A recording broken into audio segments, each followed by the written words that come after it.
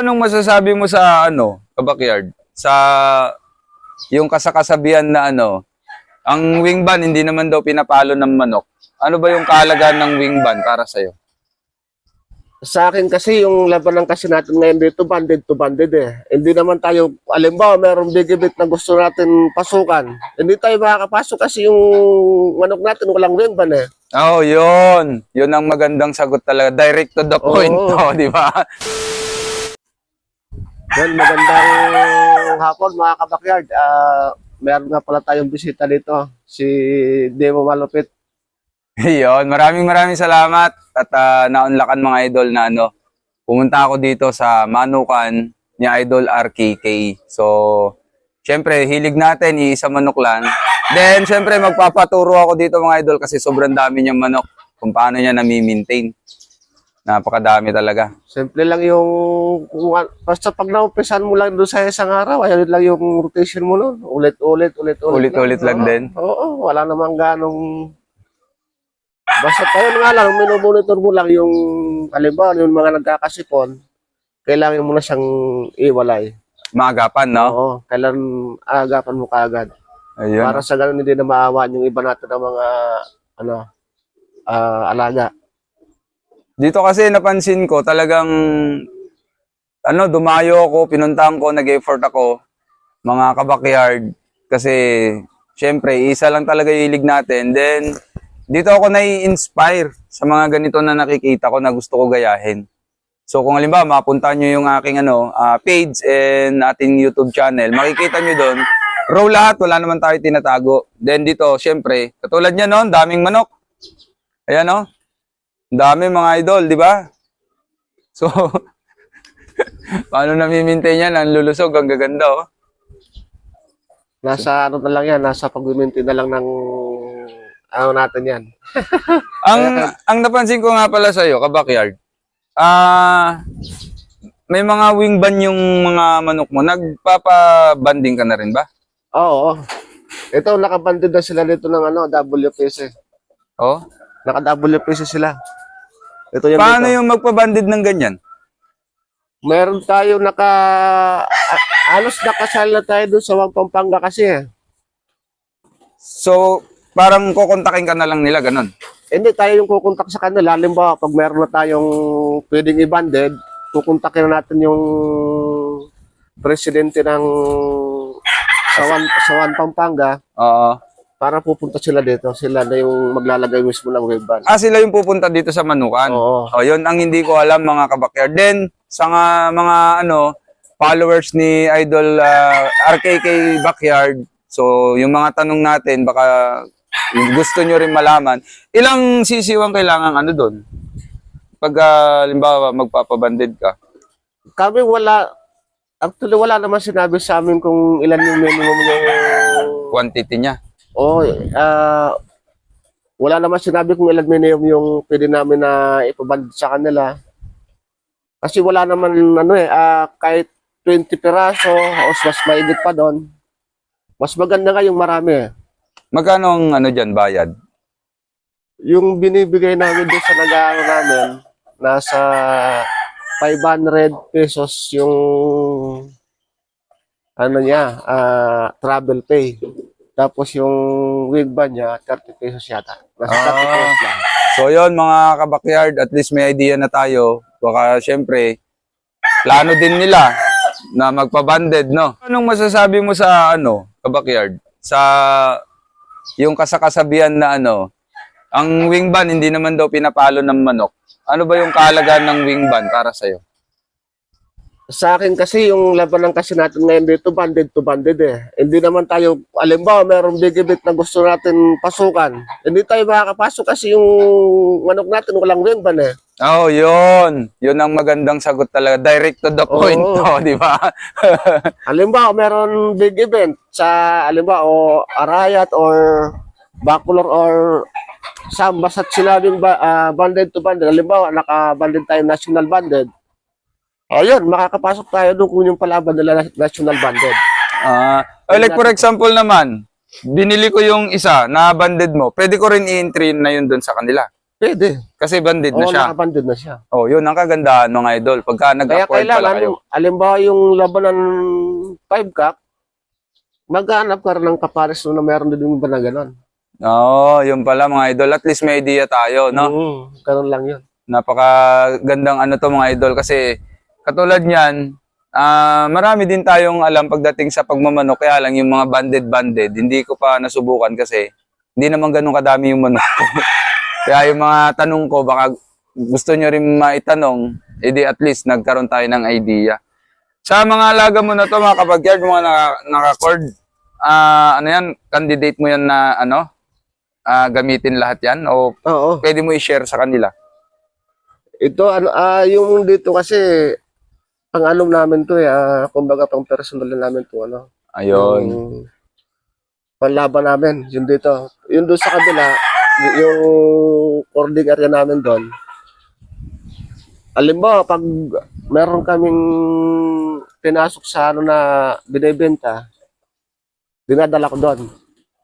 O kasi dalawa yung manukan mo, no? Oo, kasi doon yung mas maluwang doon, mas maliwala sila doon. Basta yung dito lang sa na to, conditioning, breeding area, dito lang ako.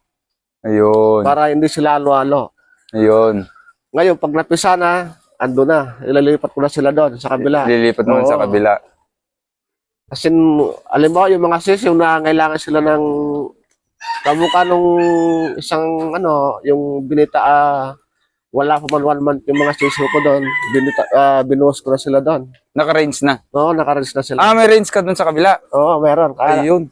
Alos magagawa pa lang, siguro mga 4 days o 3 days. Bale, nakita naman na siguro ng mga followers mo yan kasi nabablog mo naman dun, no? Hindi ko pa na-vlog yun, pero nung ginagawa namin, nag-ano kami nun nagla-live kami nun. Oo. Nagla-live kami nun.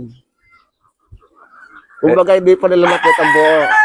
Hindi, mapuntahan natin mamaya. Sasabay ako sa inyo mga idol. Pag pinanood nyo to, ang video na to, actual, ako makikita ko rin mamaya. Napakadaming inahin dito. Mga idol, kung napansin nyo yung laging alaga ni Idol RKK Backyard. Ngayon, syempre, pag umitlog lahat yan, tingin ko, estimate ko dyan, isang pisaan, 100 plus. Oo, kasi yung incubator ko kasi dyan, dalawa. Merong 100, merong 200 plus. Ano yung incubator mo nga pala? Automatic na Oo, o manual? automatic yun. Automatic na? Oo, automatic na yun. Tara, tingnan natin kung gusto ko. Paano paggamit ng incubator? Kasi baka hindi sila marunong o gusto nila gumamit. Paano ba paggamit ng incubator? Ay, ito makikita mo naman dito yung paggamit yan. Meron na rin dyan. Naka-ano na siya. Kasi ako, may incubator din ako mga idol. Kaya lang, kung mapapanood nyo yung aking mga vlog doon, ano yun, manual kasi napalitan nga. Ay, solid ang incubator. Ito, meron siyang ano dito. Ay, solid. Meron siyang laman dito. Ayan kapisa. Ay, ang dami. Nasa 100 plus yan. Napakadami. Kapisa, Swing type. Dito, tray. Oo. Yan yung itlog, dalawa. Oo. Tapos yan yung lagayan ng sisiw pag napisa. Oo. Yan. Grabe. Ito, alimbawa, pag meron itlog, dito natin sila lagay. Ito yung egg tray niya mga idol. Oh. Ito mga kabagyardo. Ito. Tapos yung kagandahan nitong namin, nagsuswing siya. Yung, Left and right. Oo. Kasi automatic nga, Oo. no? Yan mga idol yung temperature na pinakamaganda sa incubator. 37.5, 0.3, hanggang 38, pwede yan hanggang 36 sa experience ko. Pero pinakamaganda yan. 37.5, 37.3. Pinakamaganda na yan. Yung ano niya yan, yung temperature niya. Oo, napakadami mga idol. Ayun, no, napipisa pa, oh. Grabe. Baka bukas siguro yan, ilalabas na natin. Napakadami. Solid. Dito ka pala naghahanda. Oo. So, puntahan natin para at least makita nyo lahat. Ito, sisiw para yung nandyan. Ang dami yun yung mga ano. Ito, pag naghahanda tayo, dito natin pinapakas ka sila. Oo. Yung para ma-stretch, stretch yung mga kamay nila. Dagdag na lang din natin dito, magkano ginastos mo sa paggawa ng ganito kung maalala mo pa? Kahit estimate lang. Umabot din itong dalawa na to, umabot to ng may 12,000.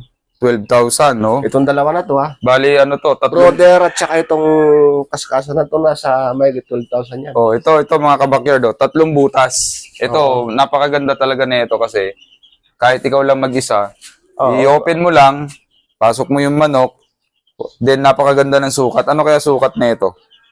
80 by 80 yata yan. 80 by 80. So, sakto-sakto pag bumuka yung pakpak niya mga kabakyard, mga idol. Ano siya?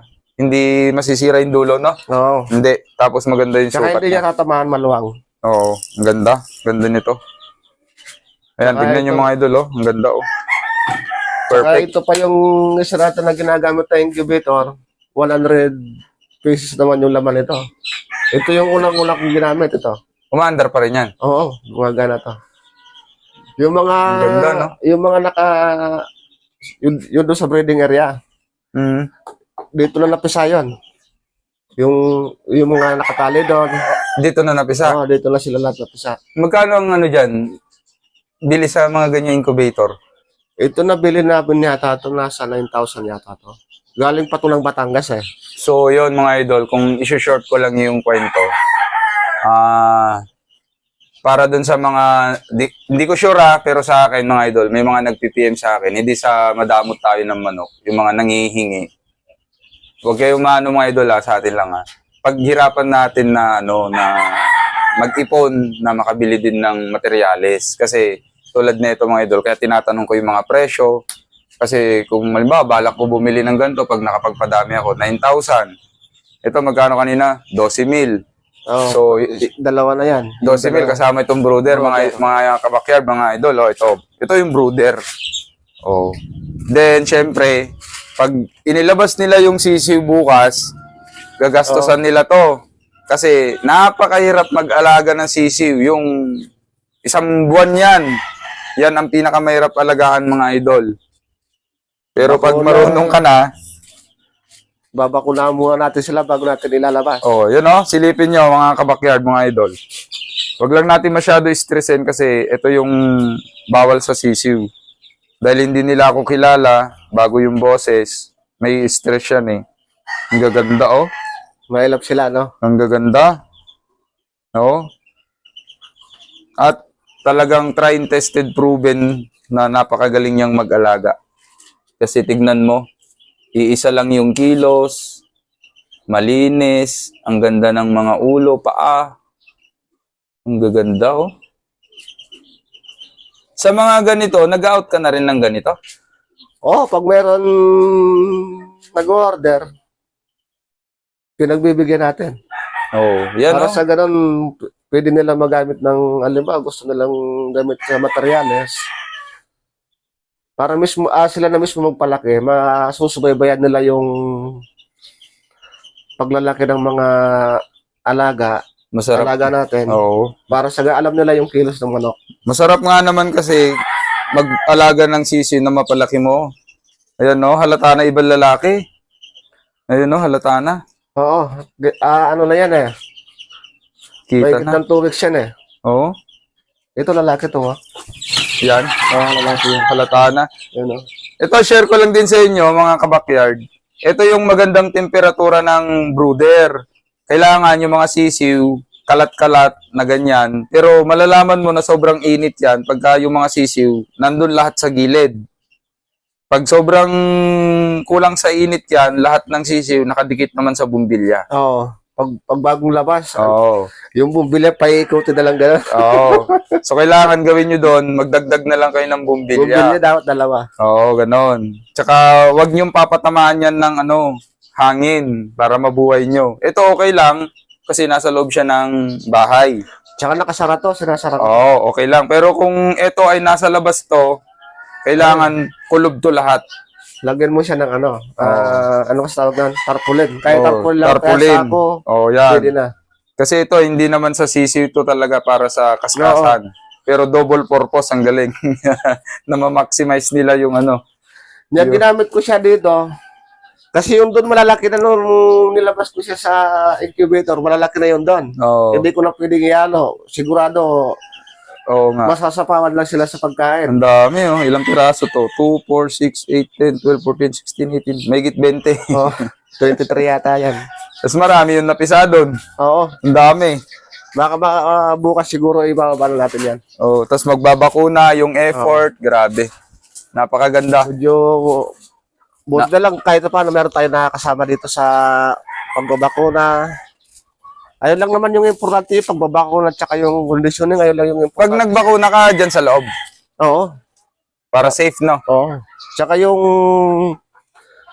ilalim nilalagyan ko ng Dyaryo, papel, o kaya yung tarpaulin Oo. para yung mga patak-patak ng bakuna. madispose. Oo. Oo, totoo yan. Ganun ka matikuloso yung pagbabakuna, mga idol. Kailangan medyo- nandiyan ka sa loob. Medyo silang kasi yung Anong unang ginagamit mo sa sisiw? B1 muna, tapos guburo, tapos Lasota. lasota, tapos polpax. Oo, Paul Pax. Sa akin, hindi na ako nagpa-Paul Pax dati, nung marami akong manok, kasi ang sa akin lang mga idol, dahil nakaka-stress ang mga idol, bakuna. So, dapat alam nyo magbakuna din. Ang ginagawa dyan, bago kayo magbakuna, di ba, lalagyan mo muna ng anti-stress. Bago kayo magbakuna ng pangalawa, kailangan naka-recover na sa unang bakuna. 7 days to 5 days, pwede na silang Pangalawang bakuna, no?